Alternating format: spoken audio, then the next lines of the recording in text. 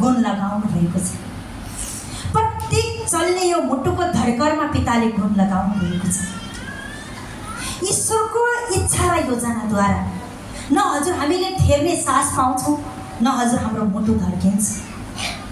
हरेक कुरा परमेश्वरको योजनाद्वारा हुन्छ भने अब हाम्रो योजनाले कहिल्यै पनि अगाडि नबढाऊ, किनकि हामीले वचन पाइसकेका छौँ, हामीले बुझिसकेका छौँ, जानिसकेका छौँ। हिजोको दिन संसार बहुतारेर हिँडेको थियौँ, आशा संसारको चिज वस्तुमा थियो, भरोसा संसारको चिज वस्तुमा थियो, व्यक्तिमा थियो, होइन?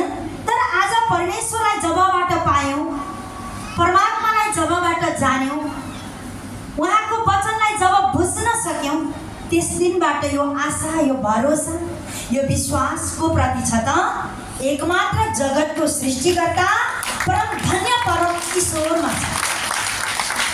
परम ईश्वर हाम्रो पिताजी हुनुहुन्छ।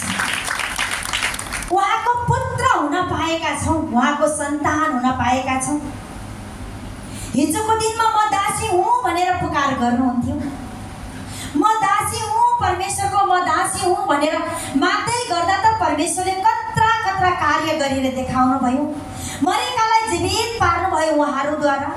मूसाको द्वारा 40 लाख इजरायलीलाई परमेश्वरले देश फर्काउनु भयो, जीवन दिनुभयो, दुश्मनको हातबाट बचाउनु भयो, हैन? त अयुबलाई त्यो हालत र समस्यामा डुबाएर राखेको थियो त्यो चिजले।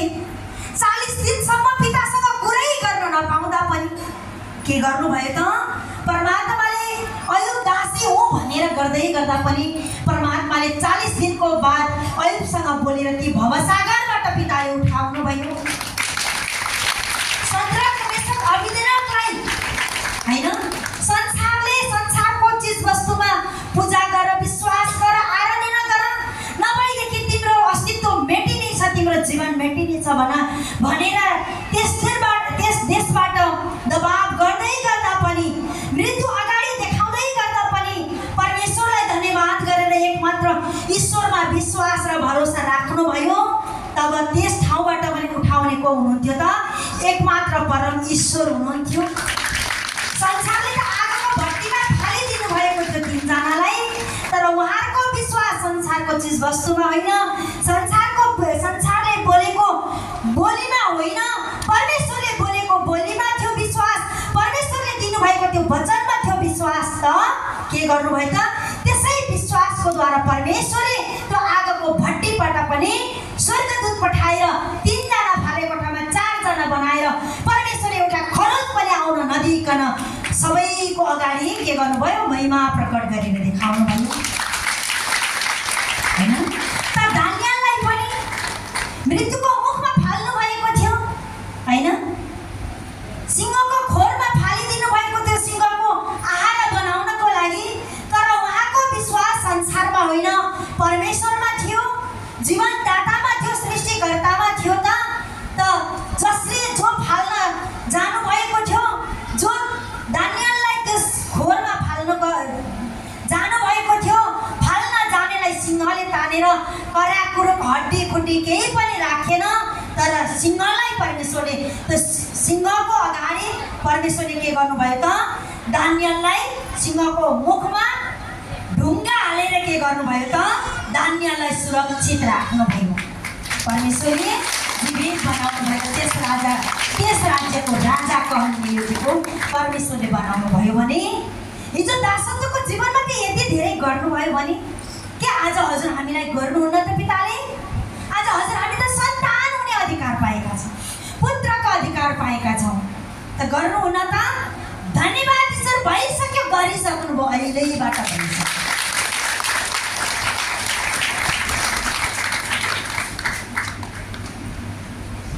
आज यो हाम्रो विश्वास कसमा छ त? सर्वज्ञ परमेश्वरमा छ। संसारले देखाएको जस्तो चिज वस्तुमा होइन। अब हामी भ्रममा पर्दैनौँ।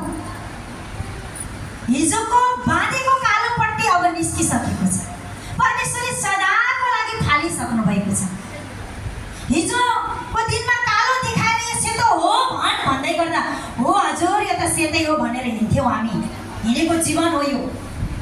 तर आज नै परमेश्वरले के भन्नुभएको छ, सत्य त सत्य नै हो मेरो सन्तान, नडराऊ, मर्न परेछ भने बरु तयार हौ, तर सहीलाई गलत कहिले नभन, असत्यलाई सत्य नभन। आज परमेश्वरले भन्नुभएको छ त आज हामीले सेतोलाई सेतै हो भन्न सकेका छौँ। यो आँट यो हिम्मत कसले दिनुभयो त? सर्वज्ञ परमेश्वरले दिनुभयो। हाम्रो अग्रज अगुवाको मुख भएर स्वर्गका यी वचनहरू आएका वचनले आज हजुर हामीमा यो हातको यो विश्वासको आत्मा परम आत्माले दिनुभएको छैन त आज यही विश्वासको द्वारा त हामीले जीवन पाएका छौँ। यही विश्वास नै होइन र हजुर? संसारमा धन सम्पत्ति त सकेरै आएको हो,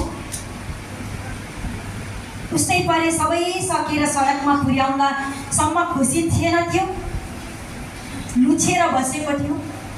तर परमात्माले आज मात्रै हजुर हामीलाई बोलाउनु भयो र भन्नुभयो, मेरो सन्तान ममा भरोसा गर, ममा आशा राख, विश्वास गर, सारा हृदयले मलाई खोज।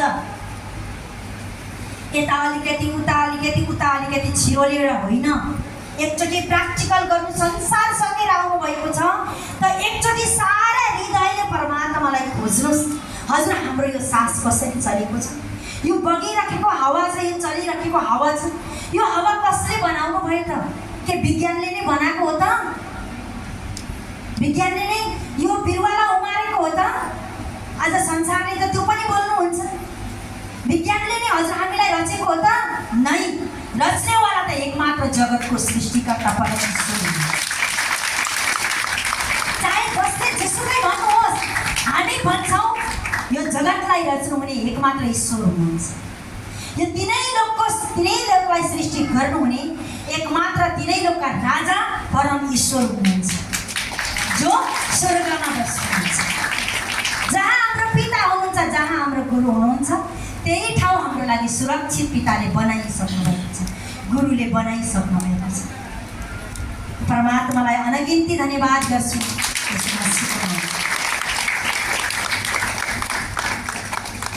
आज यो दिन दिनुभयो परमात्माले, यो समय दिनुभयो होइन त? हामीलाई थाहा थिएन यस्तो दिन पनि आउला र, यसरी खुसी हुने दिन पनि आउला र, रमाउला र, म निरोगी भएर आनन्दले बस्न सक्ने हुन्छु होला र भनेर कहिल्यै पनि सोचेको थिएनौँ।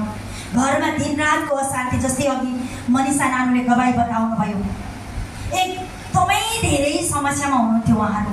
हरेक समय आउँदा रोएरै आउनुहुन्थ्यो, हरेक समय उहाँको घरमा अशान्ति नै हुन्थ्यो। यो बिचको समय पनि बेसरी अशान्ति होइन? त्यो अवस्थामा आज परमेश्वरले के गर्नुभयो त? त्यो समस्याको पछाडि परमेश्वरले आज यति ठुलो महिमा राख्नु भएको छ। त्यसैले जब समस्या आउँछ, समस्या पछाडि परमेश्वरले ठुलो महिमा राख्नु भएको हुन्छ। त्यो महिमा त पिताले समस्या नभए पनि हाम्रो लागि छुट्याएर राख्नु भएको हुन्छ। आशिष त हाम्रो लागि छुट्टै राखिसक्नु भएको हुन्छ। तर त्यही आशिष चाहिँ देख्न नसकौँ, त्योभन्दा अगाडि नै मन कमजोर पारौँ अनि हामी आफू लत्रिएर बसौँ भनेर त्यसले चाहिँ समस्या खडा गरेर हेर यता उसले उतिर फर्काउन खोजेको हुन्छ। हेर तेरो जीवन हिजो यही थियो होइन र? त यस्तै बाटो त आएको नि, आज पनि हेर तेरै आँखाको अगाडि छ भनेर देखाएर कमजोर गराउनको लागि त्यो तत्त्वले काम गरेको हुन्छ। तर त्यो समय पितालाई धन्यवाद गरेर, पिता यो पस्केको खाना त मेरो लागि होइन, यो त बासी हो पिता, बासी सडे गएको त मैले पहिल्यै छोडिसकेँ, मैले फालिसकेँ। यो खराब हो भनेर जब मैले जाने, बासीले मलाई बिसाउँछ भनेर जब जाने नि पिता, त्यसै दिनबाट मैले यसलाई के गरिसकेँ त? त्यागिसकेँ, हटाइसकेँ, फालिसकेँ। धन्यवाद ईश्वर, हजुरको द्वारा स्वर्गको ताजा खाना मलाई पस्किसक्नु,